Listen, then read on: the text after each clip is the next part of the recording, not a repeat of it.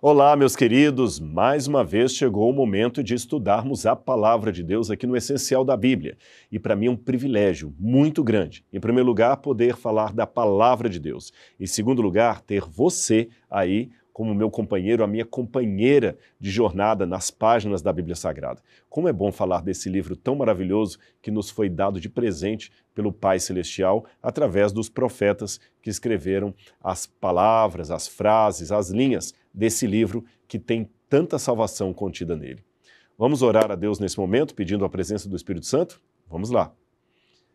Querido Deus, amado Pai, mais uma vez pedimos-te a tua companhia nessa jornada pela Bíblia Sagrada.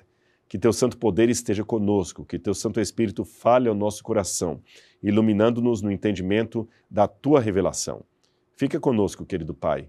Amamos muito a tua presença, queremos a tua graça, o teu perdão e a tua iluminação e guia, em nome de Jesus. Amém, Senhor. Amém. Você viu que hoje eu estou com um computador aqui. Aliás, esse computador não é meu, eu peguei emprestado com o pessoal ali da produção e eles gentilmente me emprestaram porque eu resolvi fazer um teste aqui. Você hoje está ouvindo falar muito da inteligência artificial, né? Os famosos programas, né, de chat, GPT. Então eu resolvi fazer uma pergunta para a inteligência artificial. Eu perguntei assim, os 10 mandamentos ainda têm alguma validade nos dias de hoje? O que você me diz? Eu joguei aleatoriamente essa pergunta para ver qual seria a resposta. Será que nós ainda podemos considerar os 10 mandamentos válidos ou isto é uma coisa apenas daqueles tempos antigos? Olha a resposta que a inteligência artificial me deu. Os 10 mandamentos têm grande importância tanto na tradição religiosa quanto na história da ética e da moral. E ele coloca 3 tópicos aqui. O primeiro deles, importância religiosa. Para judeus e cristãos, os 10 mandamentos são a base da lei moral e ética dada por Deus. Eles estabelecem os padrões fundamentais de comportamento em relação a Deus, como a proibição da idolatria, a ordenança para manter o sábado, e em relação aos outros, como a proibição de matar, roubar e mentir. Muitos veem nesses mandamentos uma expressão do caráter de Deus e de sua vontade para a humanidade. Item 2. Importância histórica e cultural. Os 10 mandamentos têm influenciado profundamente a cultura e a lei ocidentais. Muitas tradições legais e éticas no mundo ocidental foram moldadas por princípios encontrados nos 10 mandamentos. Por exemplo, as ideias de justiça, equidade, responsabilidade individual, respeito pelos direitos e propriedade dos outros são todas refletidas nos 10 mandamentos. Olha, uma lei que foi entregue por Moisés por volta de 1400 anos antes de Cristo e continua tão atual hoje como foi naqueles dias. E como eu vou mostrar para vocês, Moisés não inovou ao trazer os 10 mandamentos, porque aquelas ordens, aquelas leis de Deus já eram conhecidas desde que o mundo é mundo. Vamos continuando. Importância ética e moral.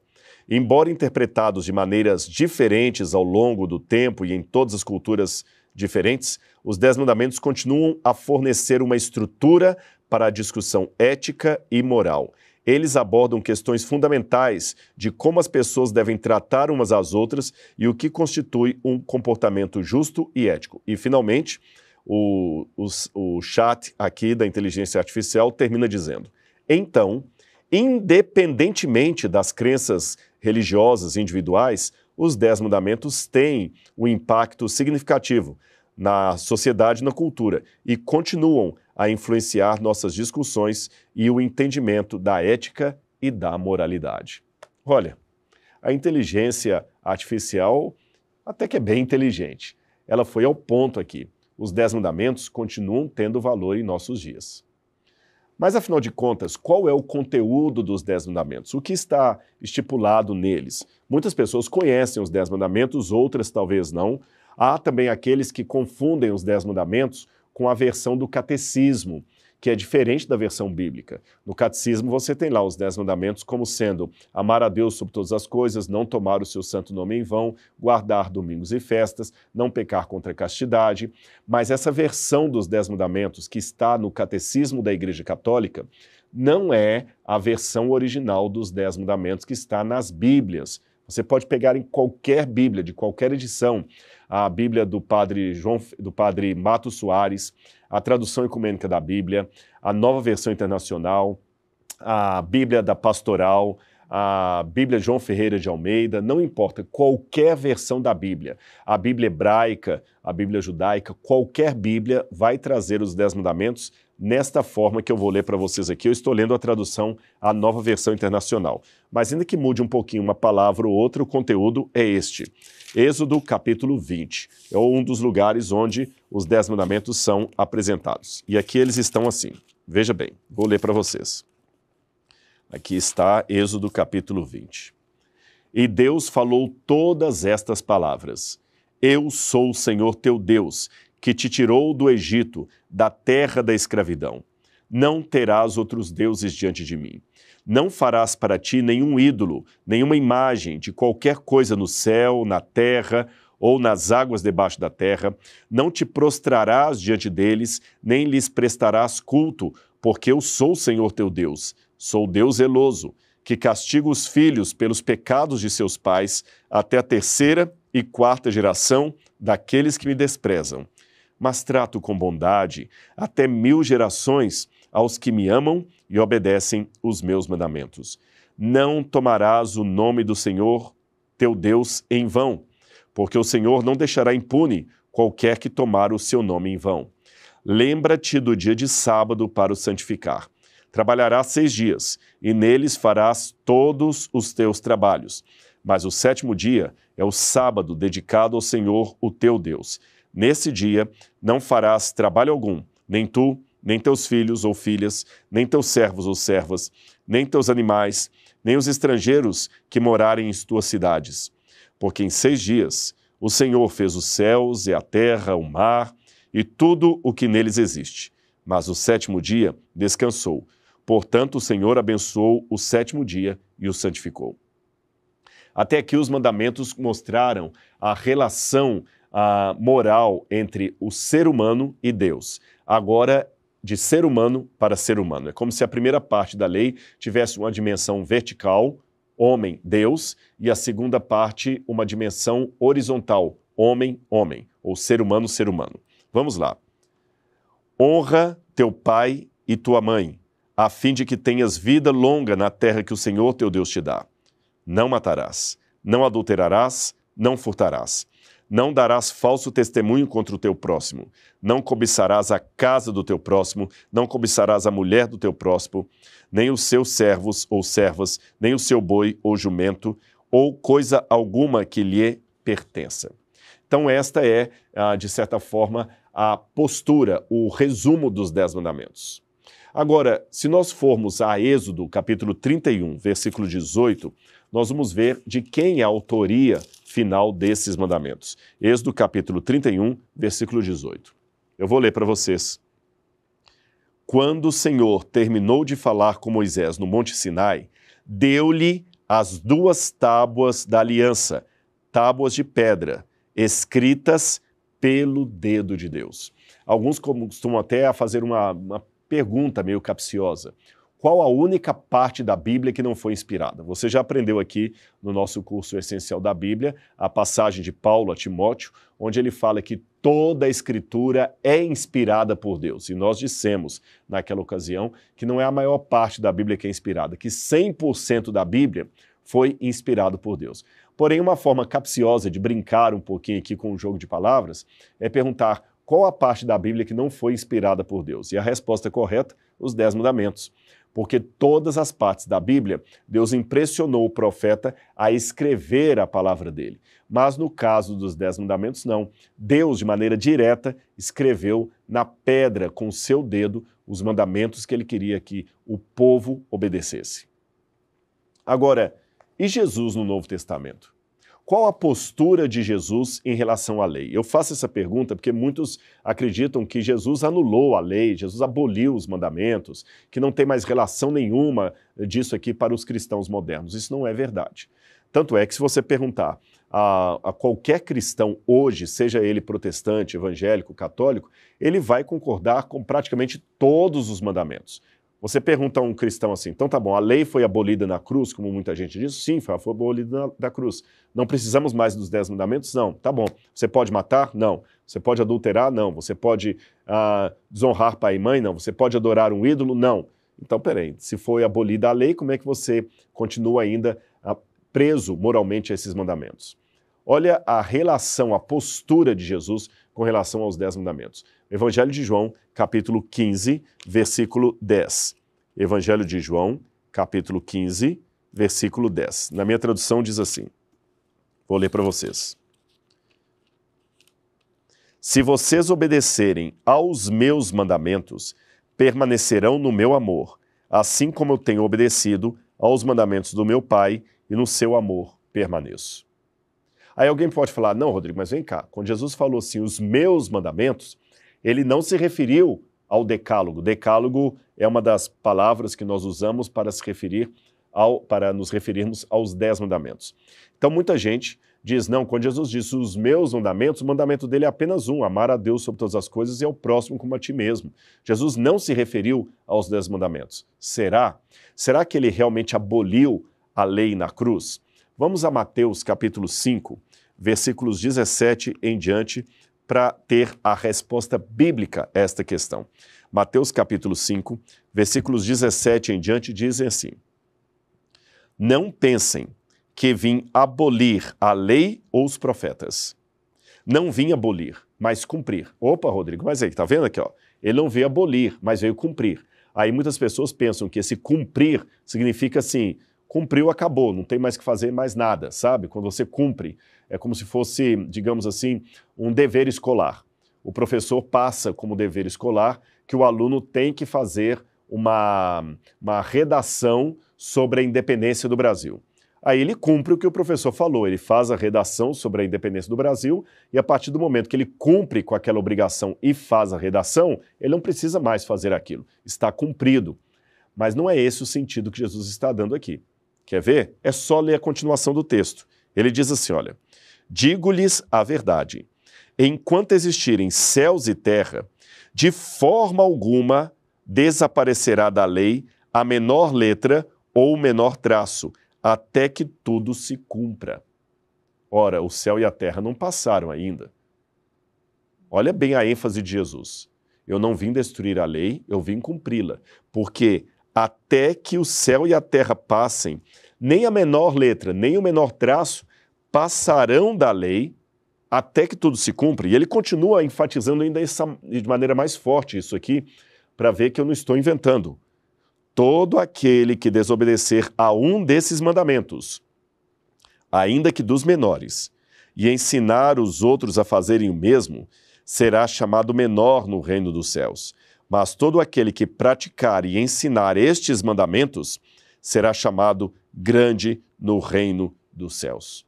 Então Jesus aqui, de maneira alguma, está falando assim, olha, quem cumprir esse mandamento até que eu morra da cruz, depois da cruz não precisa mais.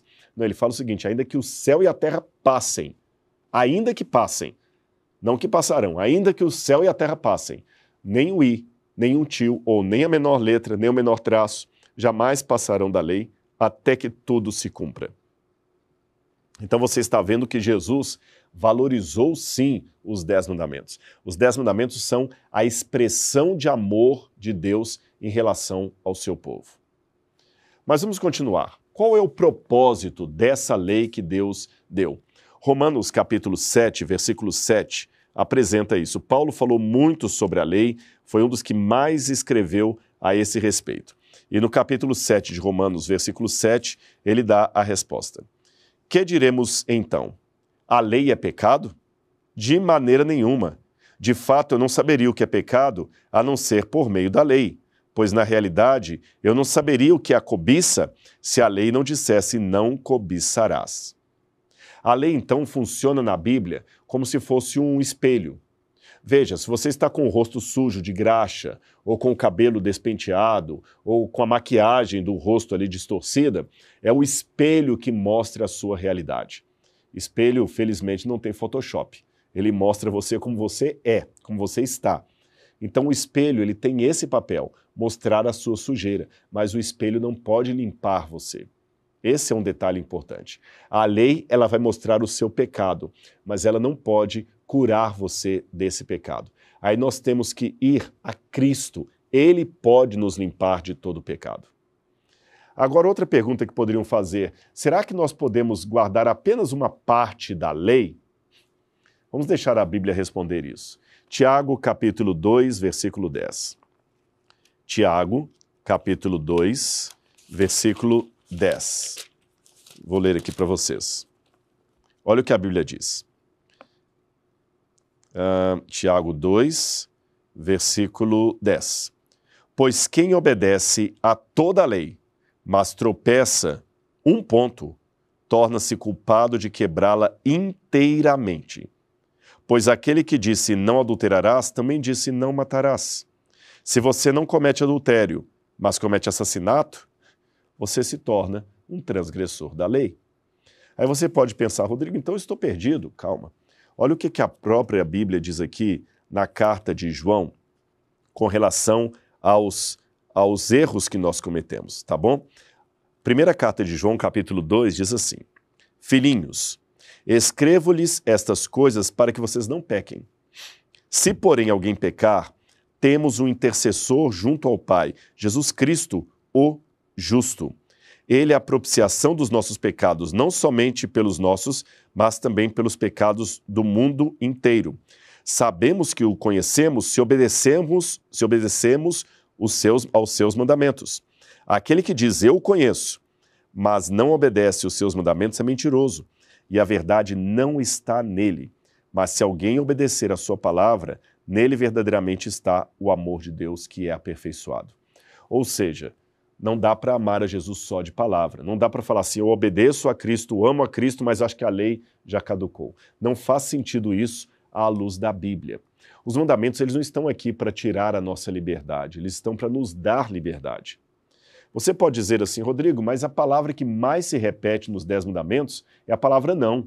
Não matar, não roubar, não tirar as falsos testemunhos, não levarás o nome do seu teu Deus em vão. Não, não, não, não, não. É a cláusula que mais se repete ali. O não, não, não, não. Isso tira a liberdade. Num primeiro momento parece que sim. É tão ruim receber uma resposta negativa. Mãe, eu posso sair com meus amigos? Não. Amanhã a gente pode faltar aula? Não. Não. Até para você fazer o não, mesmo em outras línguas, você fecha a cara, já percebeu? Olha, por exemplo, em hebraico, lo, não em hebraico. Olha em espanhol, no. Olha em inglês, not.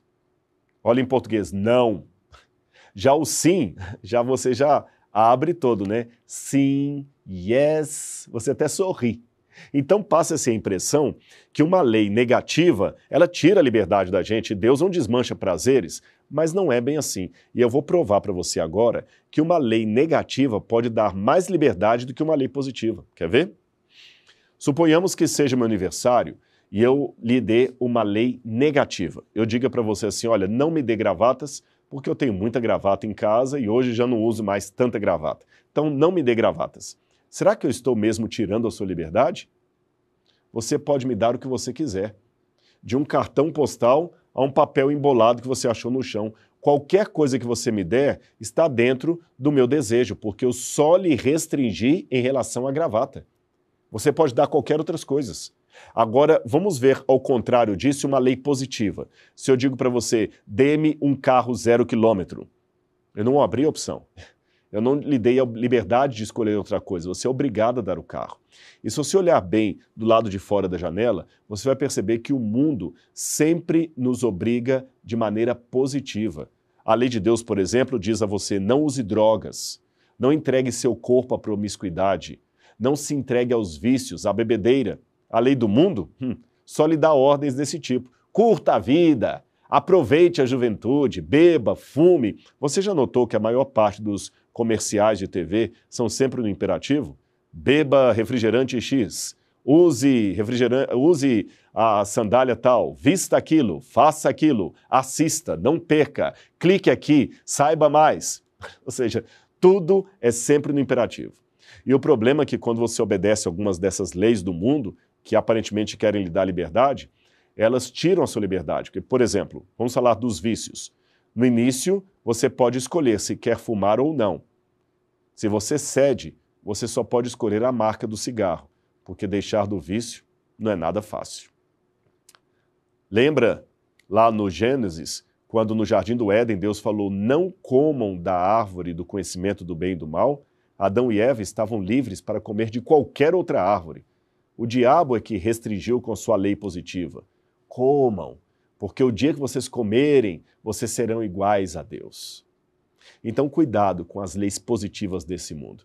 Escolha a lei de Deus, mesmo que ela comece, em sua maior parte, com a palavrinha não. E para terminar, vamos falar um pouquinho de cada um desses mandamentos, como é que eles nos protegem, como é que eles realmente podem nos dar uma vida com mais qualidade. Quer ver? Vou pegar aqui os mandamentos e vou mostrar para vocês. Primeiro mandamento, não terás outros deuses diante de mim. Com esse mandamento, Deus não está sendo apenas um ciumento, um exclusivista. Ele está tirando você da ilusão da idolatria. Porque o único Deus que existe é o Deus verdadeiro. Então, adorar outros deuses é trocar gato por lebre, é querer comprar coisas com um dinheiro falsificado. Para que você vai optar pelo falso? É como se uma bolsa da Louis Vuitton dissesse para você o seguinte, olha, não adquira uma bolsa de marca falsificada.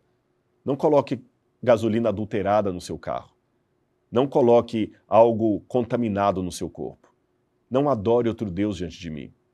O grande problema da idolatria é que as pessoas não são moralmente melhores que os deuses que elas adoram. E, via de regra, os deuses da idolatria são deuses forjados pelo capricho humano, pelos defeitos humanos. Pega a mitologia grega, por exemplo. O que são Zeus, Poseidon, Afrodite, Cupido, Dioniso, todos esses, senão a forma mais depravada dos vícios e defeitos da humanidade, agora levados exponencialmente à categoria de deuses do Olimpo.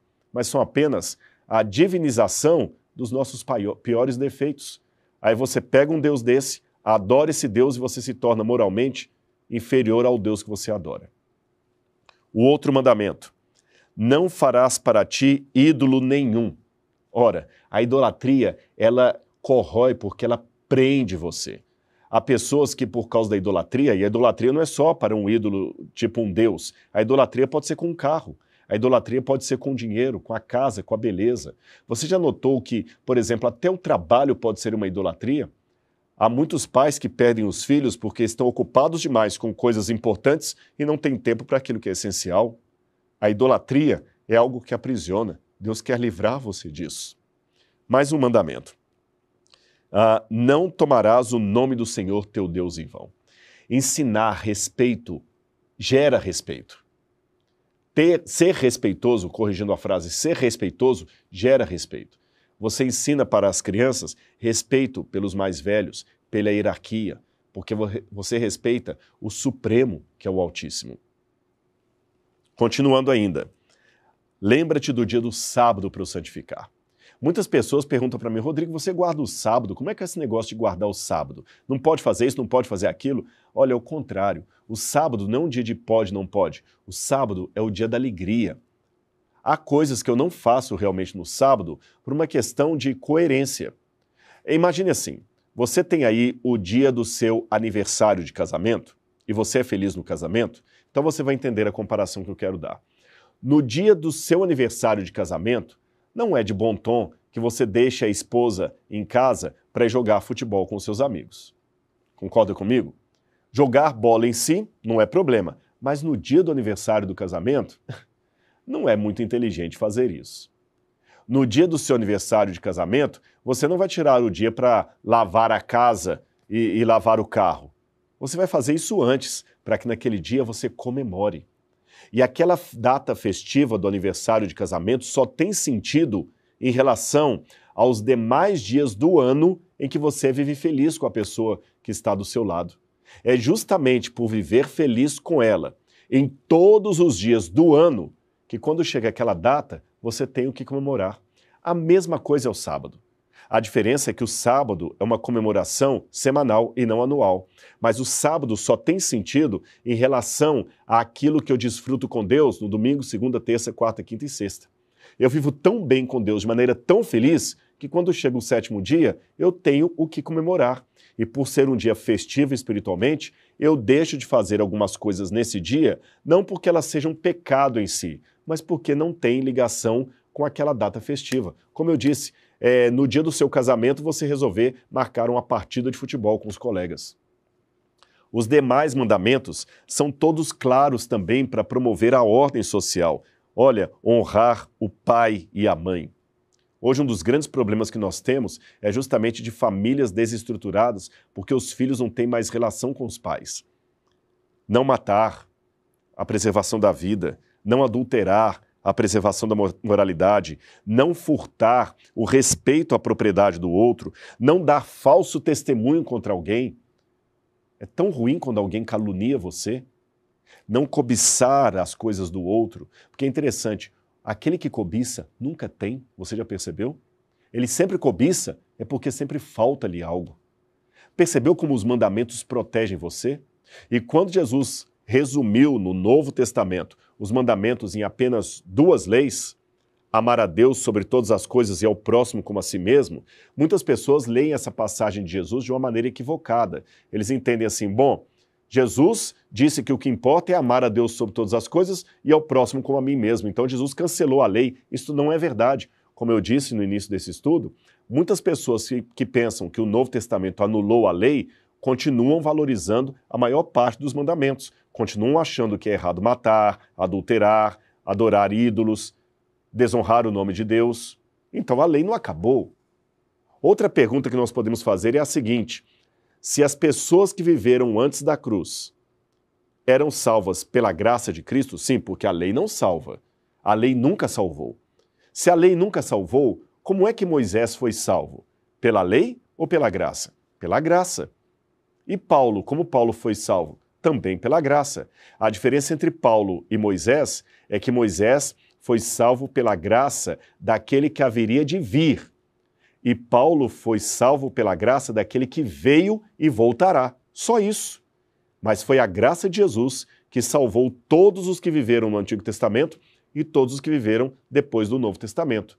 Ora, se ambos os grupos são salvos pela graça, por que esses aqui do Antigo Testamento são requeridos de cumprir a lei e os do Novo Testamento estariam dispensados de cumprir a lei? Não faz sentido isso.